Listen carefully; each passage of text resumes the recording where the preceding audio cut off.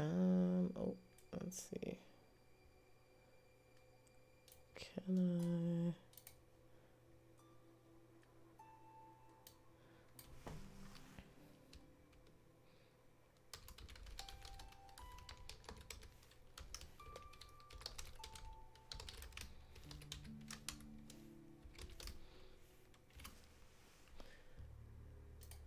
All right. Cool. I think I got everything that I want to have set up. If not, we'll figure it out. But hello, everybody. Welcome to the stream / live video for the gaming news recap of September. I've been slacking on some gaming news, so I wanted to do a live stream first, maybe first couple months, while I'm trying to get a specific channel for this stuff going. But until then, we're here. We got some news. I've curated this list to be some of the more either highly anticipated or most talked about news of September. So without further ado, let us get into the news, starting with probably the biggest topic of the month, GTA 6 leaking, and then of course Rockstar confirming that that was indeed GTA 6. So yeah, it was true. The leaks were very true.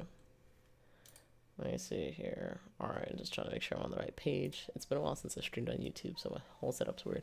But yeah, Rockstar confirmed that the leaks on GTA 6 were true. I would pull up clips and stuff, but they are taking this very seriously and are pursuing people through legal means, and I don't want to be one of them. So we're not going to do that. But a lot of the things that we saw had to do with the shooting mechanics, some new like robbing mechanics. One of the clips featured the player robbing a restaurant, and a little bit of driving. And I actually watched like Run JD Run's video earlier today, and apparently there was also some cutscenes that were featured in these leaks. This is the biggest gaming leak that I've ever heard about. Might be the biggest one ever. It's definitely the biggest one of the year. So that's unfortunate for the devs that, you know, they didn't want their game presented in that way. But there was at least some positive feedback to the footage that was shown. A lot of people got really excited. Some people who don't know much about game development were just like, oh my god, why do the graphics look like that? Graphics are the first thing that's finished in gaming. And so it kind of started a little meme / trend, where a bunch of different developers, like the people that made Cult of the Lamb, shared footage of, you know, this is what our game looked like before we got the finalized graphics, and this is what it looks like after. As you can see, huge differences here. The graphics were obviously not finished first, but it looks like the mechanics were indeed, if they weren't finished, they were at least finishing those more ahead of those than they were on the graphics side of things. So there was like some good and some bad that came out of this. But thankfully, Rockstar also reported that, and I think it might be in this, they reported that there will not be any delays due to the leak. Thankfully, there's not going to be any negative repercussions to this, other than just like, you know, that information is out there. People have probably downloaded the clips at this point. Other than that, there's no negative repercussions that we're aware of, and the game will hopefully come out when they plan to have it come out. They haven't released a release date or anything, but things are still overall positive. Overall positive here. Let's see.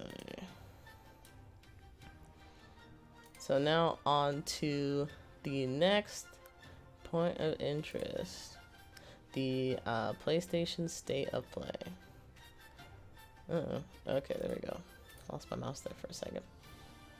So we had actually a pretty decent showing out of the State of Play. I don't have every single announcement listed, But some of the standouts are, of course, God of War Ragnarok story trailer, which I'll pull up a little bit of that. Let's see, do they have the link? They do have the link. Okay, hold on, you have to enter how old you are. I don't know why they even bother doing that. People lie about this stuff all the time. Okay.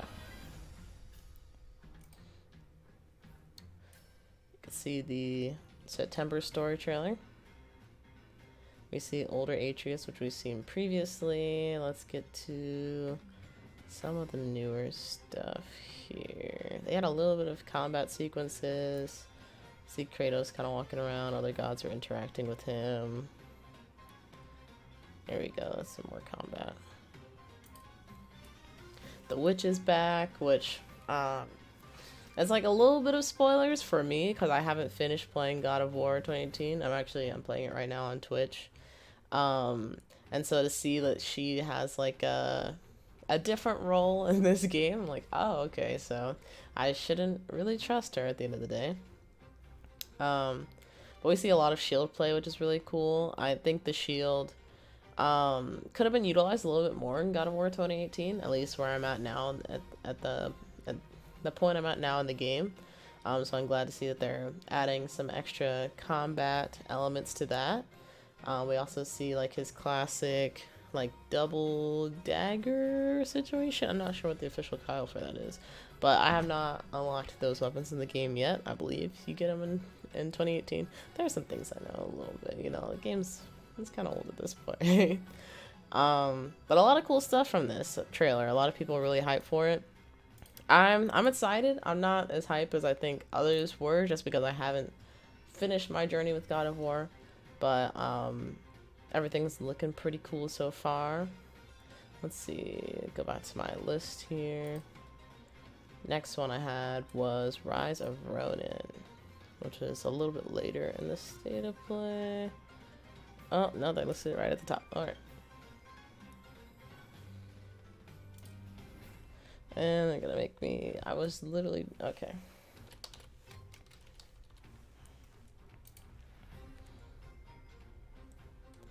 Alright. Got the Rise of Ronin, which was funny because I was watching the Party Chat podcast where Barefoot Tasha was one of the guests on it. And she said that I literally thought I was looking at Ghost of Tsushima 2, and that was my thoughts exactly as well. When I first saw this reveal, I'm like, wait, is this Ghost of Tsushima 2? Like, what? For those that aren't super familiar with my channel or haven't seen my Ghost of Tsushima playthrough, I absolutely adore that game. It's one of my favorite games of all time. Spent a lot of time playing it. I still need to go back and play the DLC. But, absolutely love it. It's unfortunate that it's not Ghost of Tsushima 2, but I'm also, you know, can't rush perfection. Still super excited to see this, though. I've been talking about Ghost of Tsushima this whole time. But I'm super excited to see this because it gives me Ghost of Tsushima vibes. It gives me a little bit of, like, the Assassin's Creed Japan stuff that I was looking for, which was also announced, which we'll get to. And it just looks like a really dynamic combat experience. We haven't seen any like raw gameplay as of yet, at least to my knowledge, so I'm definitely looking forward to when that's going to be released. But this is definitely going to be on my radar. I believe it says it was coming out 2024, which is, oh my gosh, feels like so far away. But you know, if they can, PS5 console exclusive, okay. If they can deliver on all the things they're showing me, then I will be a very happy lady. Let's see, what else is on my list? I also have Stellar Blade, previously known as Project Eve, which I said this during my stream, and then a lot of people kind of repeated the same sentiment. I think it kind of looks like PlayStation's Bayonetta in a way. Like, it doesn't look like they're copying Bayonetta or anything, but it just gives me that Bayonetta vibe where it's like strong female protagonist. It has a lot of acrobatic moves and a little bit of gunplay. And seemingly has like a band of friends that comes with her along the way. I'm very interested to see like what they're gonna do with this game.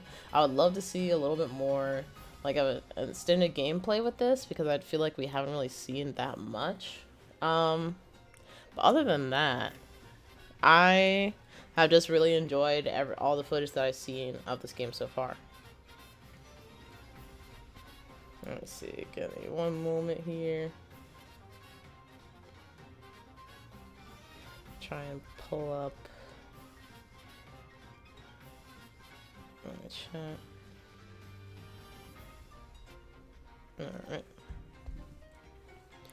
Ah, dang. I did not remember to switch back. My bad. Alright. That's okay.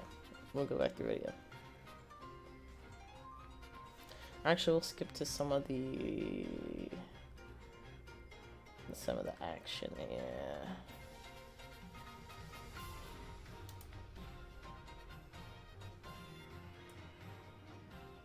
Shift Up. I'm not familiar with the Shift Up developers, so I'll have to see if they've done anything else that I'm familiar with.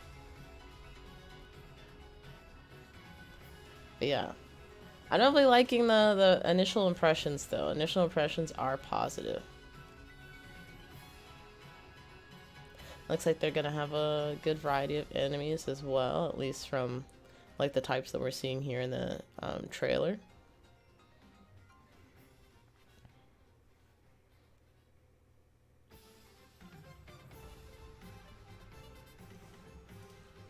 Oh yeah. I'm liking it. I'm liking it. Let's see here. What's next on my list? We have a new Hogwarts Legacy trailer. Here we go. It says Haunted Hogsmeade, PlayStation exclusive quest. Oh, I did not realize that. They didn't really emphasize that as much as they probably should have in the state of play, or if they did and I missed it, that was on me. Wow. So I wonder if they're going to have an Xbox exclusive quest, or are we kind of pulling a like Marvel's Avengers with this? I don't know. But I personally am not super excited for this game. Like, I like Harry Potter decently well. Never been like a super huge fan of it. I've enjoyed like the first couple movies that I've seen, but I'm like, you know, there are people that are super deep into this fandom, and so I don't want to be like, yeah, I'm a fan, and then be like, well, do you know this? I'm like, no. But my biggest concern with this game is I feel like they've shown a lot, at least in the initial stages. They were showing a lot and talking a lot about what they wanted to accomplish with this game, and I wasn't quite sure if they were hitting the mark with that, or if they were going to be able to hit the mark with that, I should say. But with the content that we've seen in the past few months, and like, you know, stuff like this, it makes me a little bit more confident that they're going to be able to fill up this open world with things to do. It is a bit unfortunate that there's like no multiplayer aspect, because I feel like this would be like the perfect game to do that, especially with just like the lore of Harry Potter and meeting all the different students and whatnot. But yeah, I'm getting a little bit more hopeful for this game the more I see of it. Similar to Gotham Knights, although I'm actually want to play that game, so I'm a little bit more scared on that front. But it is what it is. Let's see. And then, ooh, this is a big one. Like a Dragon Ishin comes out in February of next year. And I actually was not, oh my goodness, I wasn't aware of Yakuza having like a spin-off series. And so I actually found out about it maybe a couple months ago, so it was perfect timing because they then just released announced the freaking remake. Hey, what's up, Mr. E? Welcome to the stream. Sorry if your chat doesn't pop up. I don't think I have my thing configured for YouTube chat.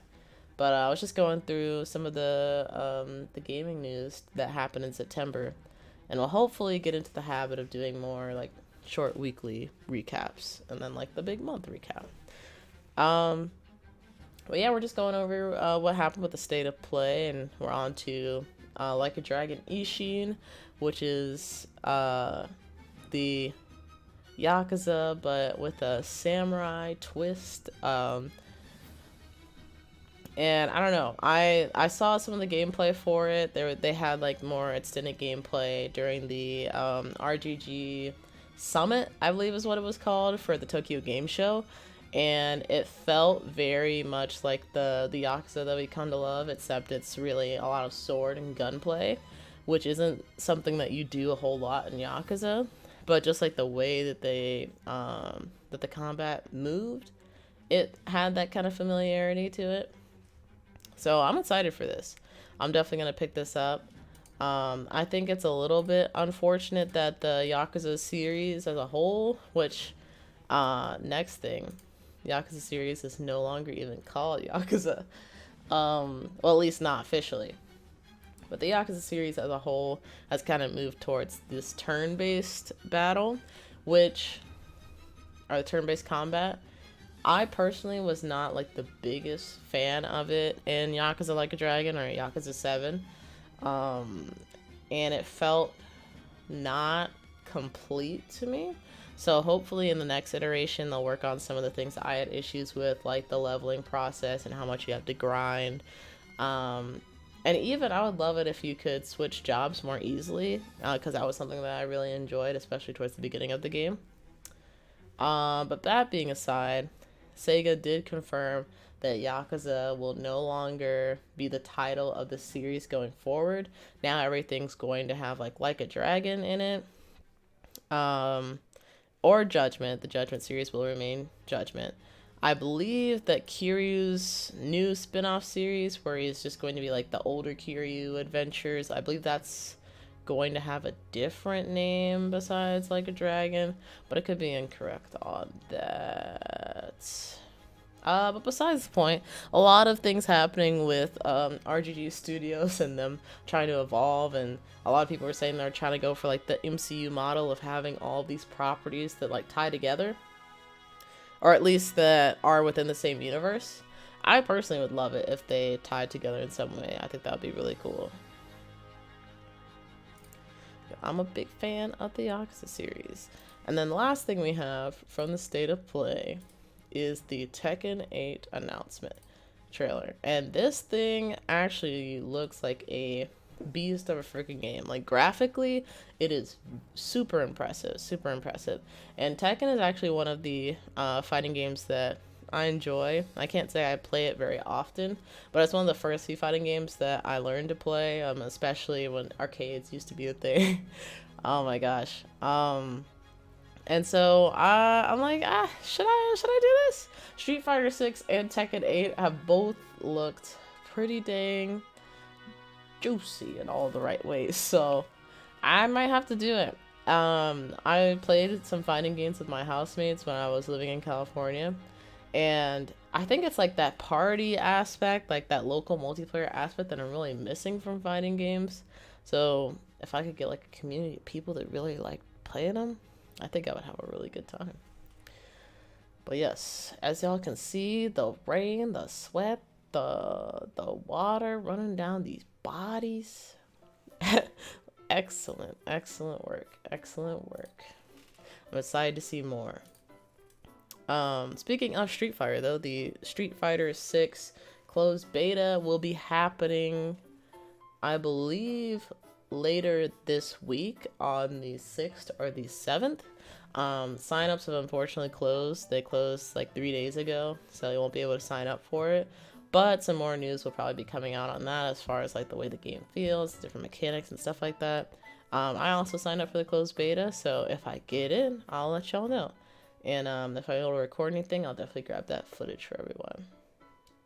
Alright, on to the next with the Nintendo Direct, which was nicknamed like the Farming Simulator Direct.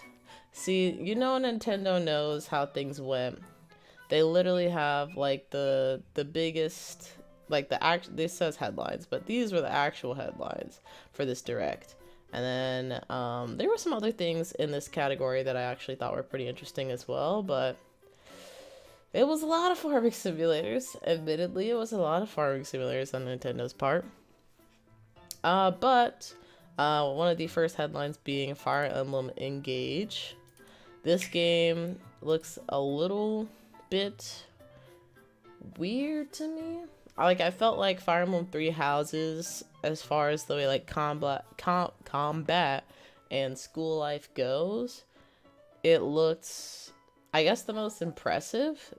Looks don't really mean a whole lot as far as like how the game actually feels and plays. Like it could feel and play fine, but at least just based off of what I know from Three Houses and that being like the big Fire Emblem title to me that I was really did a little bit more research on. I'm not getting those same like, oh, I want to know more about this vibes, which is fine. I think Fire Emblem fans were still generally excited about this title, so that's good.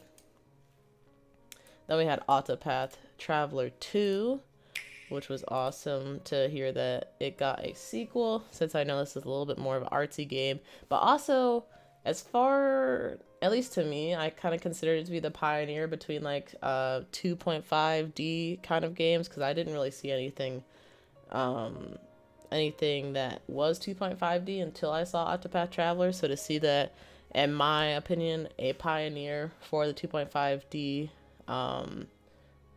turn-based combat genre get another game, another entry to the series, that's pretty awesome. And I haven't played Octopath Traveler yet. I did buy it though, so I'm planning to make good on that investment in due time.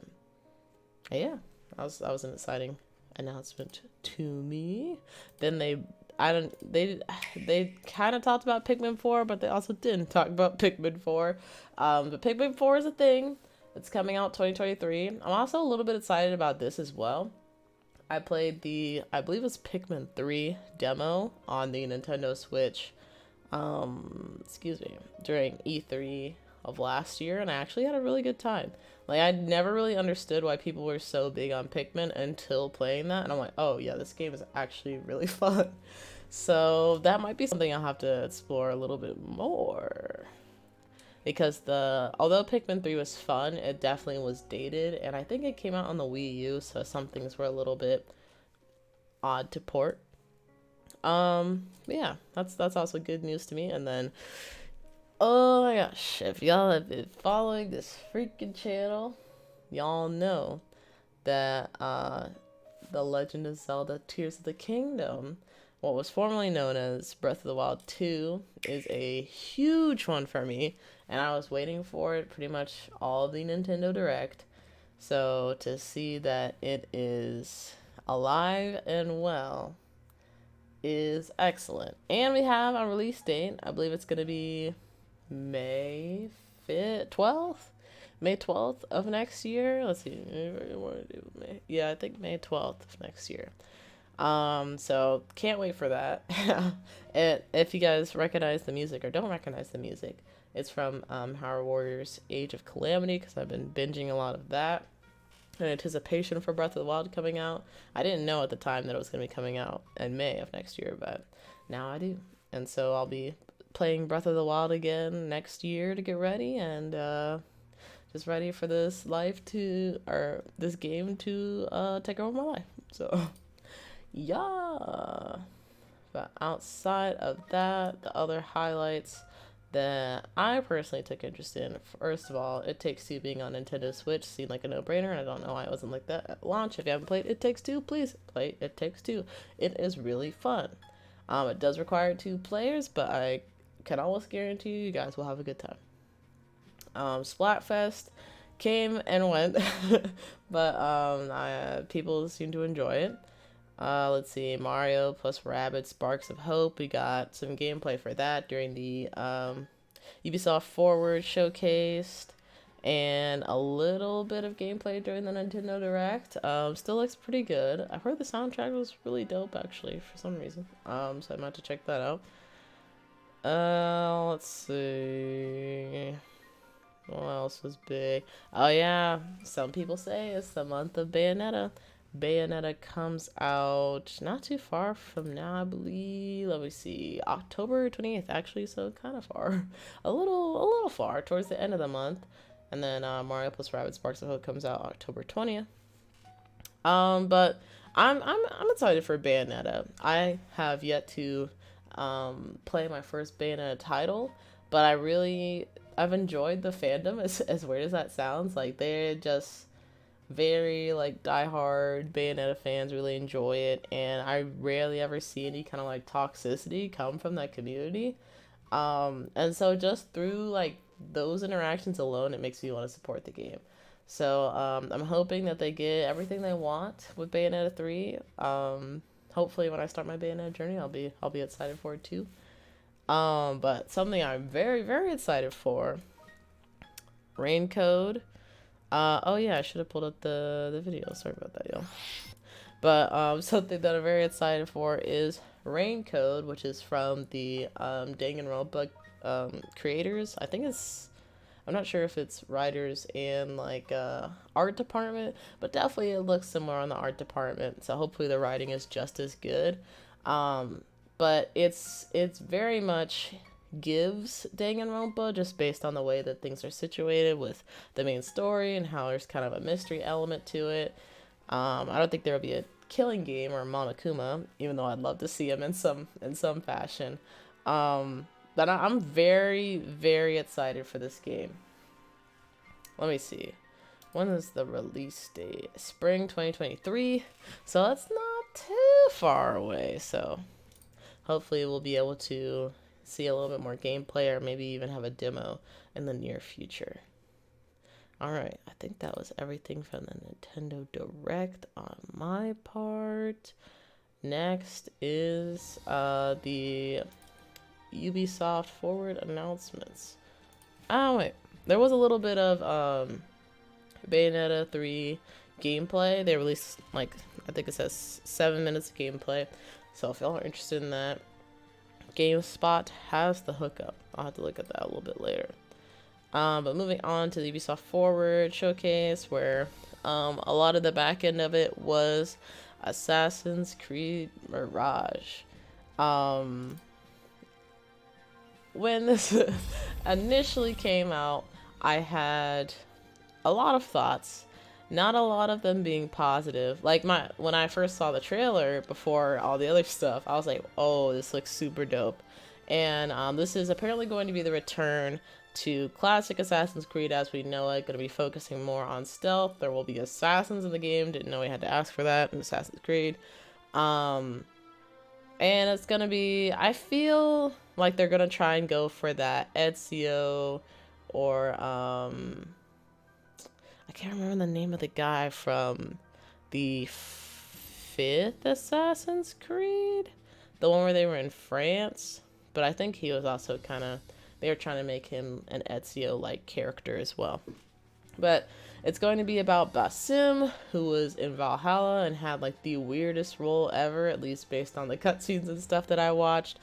So that'll be interesting getting to know a little bit more about him. I believe they said, let me double check my notes here. It says no present day gameplay, which is interesting because I feel like in Basim's case it would make sense, just because of the events of Valhalla and them. I don't want to spoil it if you haven't seen it and you still want to play it. But I don't know. It seems like Basim's gonna be important in the real world in future iterations of Assassin's Creed. So I don't know. An interesting decision, but what was the most important to me was their return to form with the focus on stealth and them having actual assassins, and even going a little bit back in time to I don't know if it'll be glory days in this game specifically, but you know, reminding us of better Assassin's Creed titles, in my opinion. So I'm happy about that. And then the thing that kind of threw me off a little bit, well, it kind of started with this. Assassin's Creed Codename Red, which, don't get me wrong, I have been looking forward to Assassin's Creed Japan just as much as the next AC fan. But to have these two projects side by side, and they said Assassin's Creed Red was going to be like the RPG that they've been kind of going, the RPG format that they've been going with like Valhalla and Odyssey and Origins. I think that's really unfortunate because if like you can go back to form for Mirage, why not do it for Red? Something that people have been asking for years, and like they thought they were gonna get it in that format. I personally don't think the format works super well, which is another reason why I'm scared for it. But this is Assassin's Creed Japan, and we've all been waiting for it, so I'm excited. I'm just became a little concerned to see that these two projects were kind of bumping up against each other as far as the development time is concerned. And then we move on to the Assassin's Creed Infinity announcement trailer. And we find out that Assassin's Creed Infinity is actually not a game, but it is more of a hub where you're going to be able to play all of the Assassin's Creeds. They haven't really gone into much detail as to how that is going to work, whether it's going to be like a platform like the Epic Games platform or Steam, and that's how you're going to be able to get access to these games. We don't know. But we do know that Assassin's Creed Codename Red will be on it, as well as Assassin's Creed Hexe, I believe it is, which is looking like it's going to be set during the witch trials. It didn't mention Salem, but that's immediately what I think in my head. I think that would be interesting just because Assassin's Creed really isn't like dove into magic that much, but with this it's like there's gotta be some magic, right? So I don't know. I'm curious to see them expand a little bit more on that. But to see that they're working on Assassin's Creed Mirage, Assassin's Creed Code Red, Assassin's Creed Hexe, and Assassin's Creed Jade, which is a mobile game that I believe is going to be coming out next year, that's a little bit worrying considering, you know, they said we're not going to be pumping out Assassin's Creed games every single year.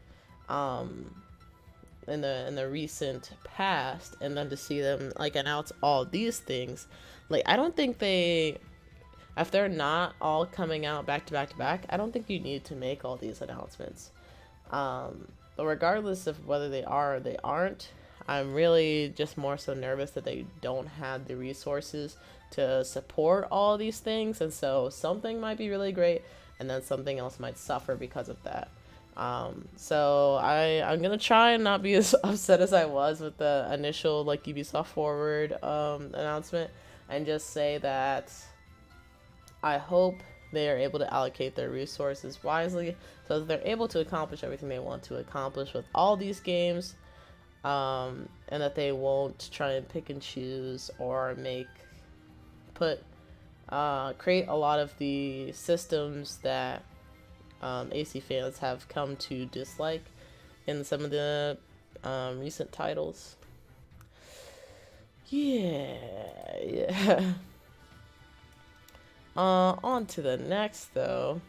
Xbox is coming out with a Xbox is coming out with a Game Pass that will have a friends and family plan, and it looks like it's gone live already. It's showing only like the Euro symbol, so I guess it's only going to be in Europe, at least for the moment, and then it will hopefully come to the US, maybe at year's end or at the beginning of 2023. I think this is a really great move, especially like if you're part of the Xbox ecosystem, you enjoy Game Pass, and you have multiple family members that play Xbox. Like, this would be the perfect way to save some money while also making sure everybody can take a part in some of the fun. So hopefully this will come to the US soon, so I'll be able to stop spending as much money as I am on Game Pass and get my brother to pitch in a little bit. But yeah, I'm really excited for this, and hopefully, I think it was saying like enjoying the benefits of Ultimate, so definitely we'll be trying to get Ultimate family plan. So I'll let y'all know how that turns out if it's not as expected, which is hopefully just keeping with the same, just costing a little bit less. And then next up here, we got Cyberpunk having a revival due to Cyberpunk Edgerunners, which is their anime that they released in the beginning of September, towards the middle of September. Which if you haven't seen it, I would definitely recommend it. I think a lot of people like really, really love it. I personally am like, it was good. I liked it. I don't love a lot of Studio Trigger's writing, but you know, design and animation are absolutely flawless, and that's really what helped me stick it through. So if y'all are into some gorgeous designs, especially, and you should go check it out. People also enjoy the story too, so I give them some credit there. But Edgerunner actually brought a lot of people back to Cyberpunk, or brought people to Cyberpunk for the first time, especially with the Edgerunners update that came out with Cyberpunk. And actually, it overtook Elden Ring for top games with concurrent players, or one of the top games with a high concurrent player count on Steam last month. And I think it was like one of the highest, or it was one of the more popular games being bought on Steam in September as well, like getting up on the charts, which is like, in my opinion, it's really great to see, because I don't know if you guys saw my my brief Cyberpunk gameplay before I lost all my footage, which was unfortunate. But I also talked about it a little bit on my podcast, which I do about once a year. But I really enjoyed Cyberpunk. I think that there's a lot of really fun side content. The main story isn't really what I played the game for. Like, I think it was fine, but that wasn't what had me coming back. It was almost always the side content, exploring Night City. And so to be able to explore Night City through new eyes and see like new things in Cyberpunk Edgerunners, that was definitely one of the most appealing parts of the show for me as well. So if you have Netflix, I definitely recommend it. It's a lot of fun, really interesting, a lot of crazy things happen, and a lot of people really love Rebecca in that show. So you too can love Rebecca as well. On to the next one. Not super big, but this was just like a personal thing for me that I had to mention. So apparently Atlus, which is the developer and publisher for the Persona series, has announced that there will not be a new game announcement during the Persona Super Live P-Sound Wish 2022 concert, which is the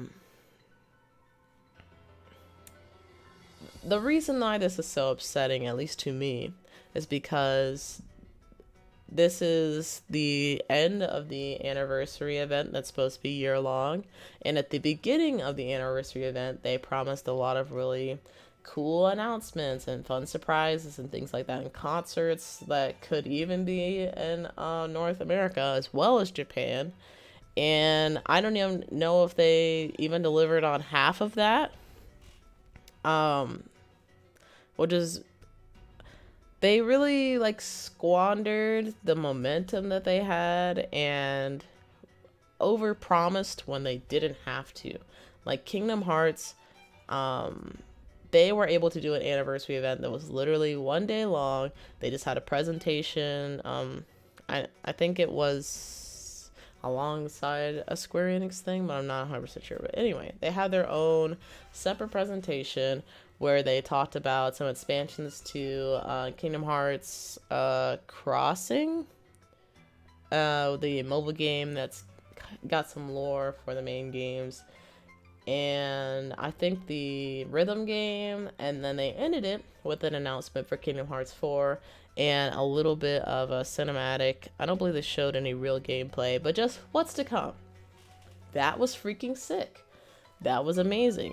Xbox, for their anniversary event last year, they made a little website that you could go and actually see your history using like your gamer tag. You could see your gaming history, and when you started playing Xbox 360, when you started playing Xbox One, when you started playing Xbox Series X, what your all time, what game you put the most hours into for your whole Xbox career and stuff like that. They, even though it's not like we're coming out with 50 Halos or something like that, that was still like a really cute and nice thing to have. Just like, oh, you know, that's really dope. Like, I've really spent a lot of time with Xbox and I really valued it.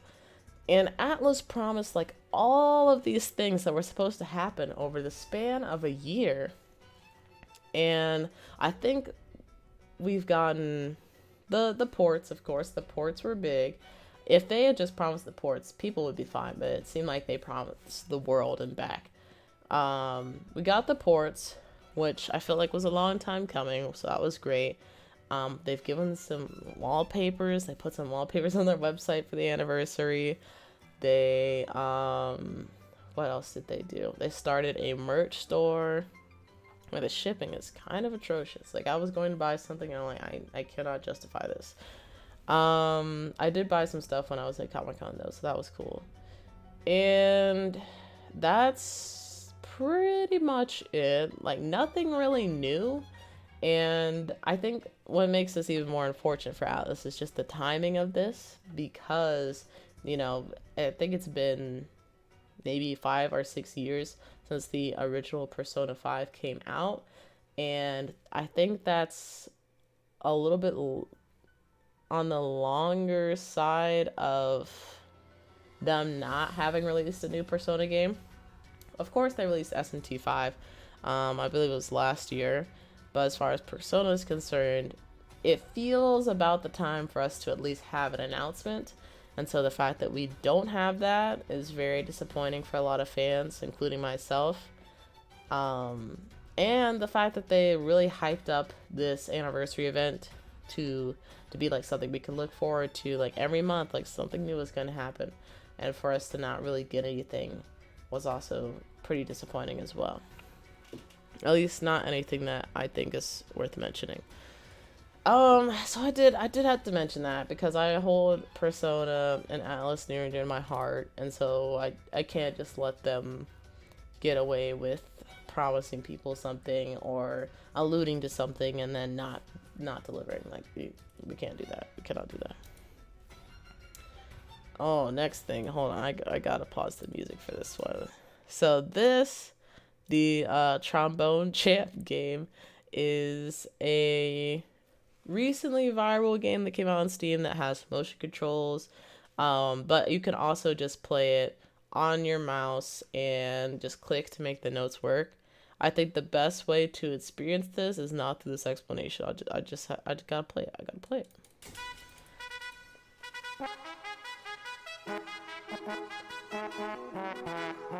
Like, this game just absolutely blew up, at least on Twitter, to the point that Jeff Keighley, the host of the Game Awards, asked, should we have a Trombone Champ performance at the Game Awards?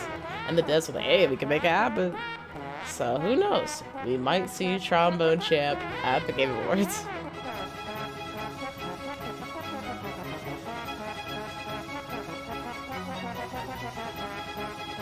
Oh my gosh, it's absolutely hilarious, and I think it's like $15 on Steam. They might be having a sale. I don't know. I imagine this thing is selling freaking quick. But I really, you know, most of the times when you stumble across things on the internet, it's not good. But it made my day. It made my day. It was really fun.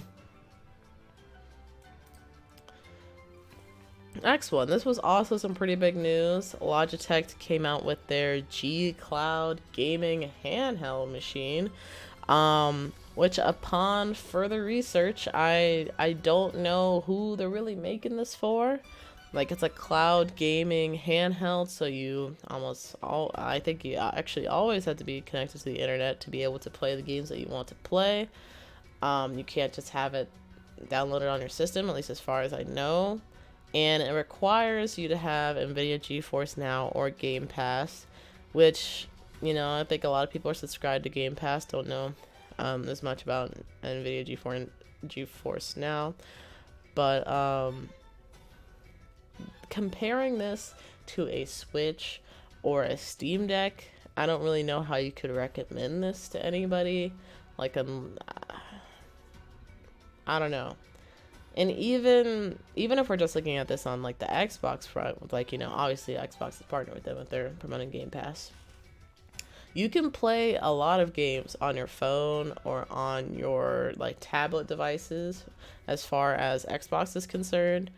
And if you're just going to be like playing on the cloud or playing via Wi-Fi, might as well just do it on a tablet, or just get a tablet or use your tablet and then have like the controller add-ons. So yeah, I don't really know who this is for. I think they just wanted to get in the game to get in the game. I'm pretty positive that some people will buy this, whether it be journalists or just people who are console collectors. But I don't know if we'll really have any success at the end of the day. So I guess we'll have to see where things go with this. Oh, I just remembered something that did not make my list, and I meant to put it up there. Is the fact that Google Stadia, it shut down. It shut down like a couple days ago, and so games will no longer be developed for the platform.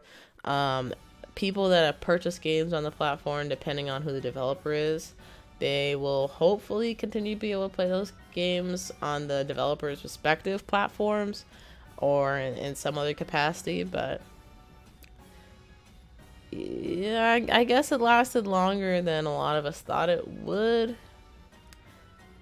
It's unfortunate to see it go, I guess, but now I guess people will be looking towards Amazon's Luna, because that's the only other kind of oddball console that's out there other than this and now. So we'll see how that goes. I don't even know if Amazon Luna is really trying to get the same audience or compete with the same games though, so I don't know a whole lot about that platform. Let's see, second to last thing here. E3 is coming back next year. I believe they said, let's see, take place. The first 2 days are only for business. The third day is business consumer. The fourth day is purely for consumer. And a lot of video game journalists and creators that I've been listening to talk about E3 have pitched like this similar business model as the way that E3 should continue to operate. Only because a lot of like the journalists and creators go to E3 to make connections, to network, to do those kinds of things, and to have to wait hours in a line because a consumer wants to play a game, or like they're just experiencing the convention. And it's not to the fault of the consumer, it's just like, you know, the way things are with a huge convention like that. It's harder to make those connections. So I think this might be E3's best bet if it wants to continue to go on into the future. A lot of people are preying on E3's downfall, especially with Summer Game Fest finding the success that it has, even though every year people say it sucks, but then every year people are like, it's better than E3. So I don't know. So E3 definitely has a chance to try and stay in the game. Hopefully that this works out to the best that it can, because I think that will make it a much more competitive convention going forward. And one of my last things, Bomb Rush Cyberpunk was delayed till spring of 2023, which is sad. I don't know why I said it like that, but it legitimately is sad.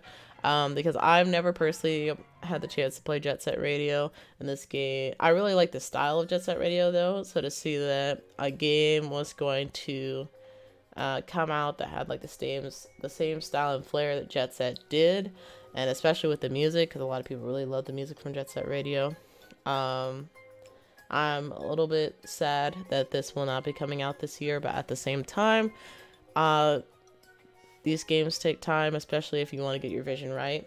So I respect the decision, and hopefully we'll get our hands on it in spring of 2023. All of that being said, let me double check, make sure I don't have anything else. I think that's it though. Oh, okay, we do have something that came out today. And a couple days ago.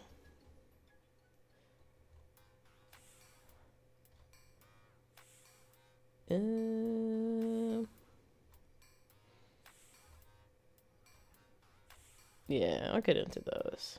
So the one of them being that the finals is going to be doing their pre-alpha or their playtests. I believe the signups are still open, so if you want to take part in that, make sure to sign up now while you still can.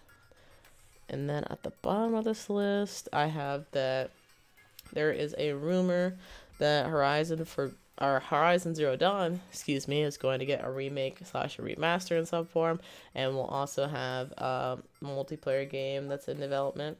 So that's pretty big. I don't know why the focus is on these games that are not really that old. No hate to Horizon Zero Dawn, but I really love the Uncharted series. We have not seen not one remake or remaster of any of those, the older games. I think we've seen one for we've seen a bunch for the fourth one, I want to say. I don't know why specifically that one, but that's not the most, people enjoy the game, but I think a lot of Uncharted fans are like, this is not my favorite one. Besides the point. It's going to be coming out. There's a lot of work being put into these newer age Sony franchises with I believe Horizon Zero Dawn is rumored to be getting a show or a movie or some kind of adaptation counterpart as well as The Last of Us. And then I'll end it off with Jim Ryan.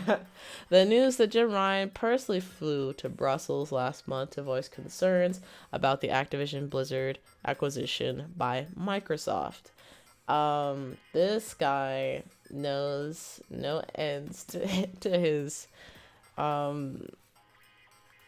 in one way, in some ways I respect him because he's looking out for his business, but at the same time, all the exclusivity deals and stuff that he's done in the past, and Xbox tries to do something, and now it's a big deal. Granted, it's Call of Duty, so I guess it's a big deal, but I don't know. A little looking a little weak there. Looking a little weak there. But that is pretty much all the gaming news I got for y'all. I wanted to keep this a little bit more contained, so hopefully I can start doing my weekly recaps, and then we'll pull the big stuff in the weekly recaps for the monthly recaps. But yeah, let me know what y'all thoughts of this live stream / live video kind of thing. What I could do better with it, what y'all would like to see me do that I am not doing, and I think that's it. Oh, also, what are y'all looking forward to playing for the end of the year? Because I need some ideas. I honestly, other than maybe Gotham Knights, Ragnarok I'm probably not going to get to this year. I don't know. I don't really have a whole lot on my list. So if y'all have some things you're looking forward to, please let me know. I'd love to hear more about it. And what have y'all been playing recently? I've been I've been playing Hyrule Warriors, Age of Calamity, and God of War. So yeah. Alright. I'm gonna get out of here, head to I'm actually gonna go over to Twitch to stream some God of War. But until then, hope everybody has a nice evening or night, or enjoy it. I'll see y'all next time. Bye.